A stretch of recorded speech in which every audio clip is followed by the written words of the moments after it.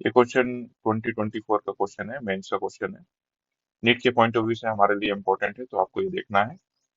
हमें यहाँ पर एक डायपोल दिया गया है, -4q और 4q कॉलम चार्ज है जिसका। तो ये मैंने -4q और 4q बना दिया है, और इनके कोऑर्डिनेट्स भी दिए गए हैं। बस ये कोऑर्डिनेट देखते साथ ही हमको ऐसा लगता है कि ये क्वेश्चन बहुत टफ है, बट आप इसको देखिए। और इलेक्ट्रिक फील्ड दिया हुआ है, तो हमारे पास में एक डायपोल है और एक इलेक्ट्रिक फील्ड दिया गया है, और हमको टॉर्क बताना है उस डायपोल पर कितना लग रहा है। तो टॉर्क कुछ इस फॉर्मेट में लग रहा है, तो यहाँ से हमको अल्फा निकालना है। तो टॉर्क का फॉर्मेट जो होता है वो होता है पी क्रॉस ई।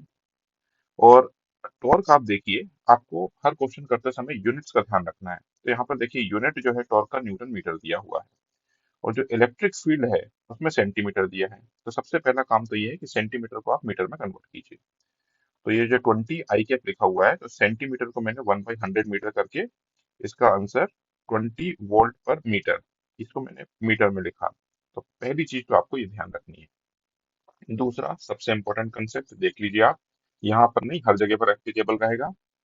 जो आपका डायपोल मोमेंट होता है पी, वो Q × R वेक्टर होता है। Q और डिस्टेंस बिटवीन देम, तो ये जो है वो पोजीशन वेक्टर है जिसकी स्टार्टिंग नेगेटिव चार्ज से होगी और जिसका एंड जो है वो पॉजिटिव चार्ज पर होगा। मतलब अगर यहाँ पर चार्ज -Q है और ये Q है, तो position vector minus plus Q charge की विद रिस्पेक्ट टू माइनस ऐसा ही होना चाहिए। और इसको अगर मैं R मान लूं, तो इसमें बस आप Q चार्ज मल्टीप्लाई कर दीजिए, तो ये आपको डायपोल मोमेंट दे देगा वेक्टर फॉर्म में। राइट, तो अब R वेक्टर निकालना है मेरे को, तो R वेक्टर के लिए यहाँ से यहाँ पर तो 2 - 1 कर देंगे I कैप, देखिए। फिर y2 - y1, मतलब -1 - 0 कर दिया J कैप।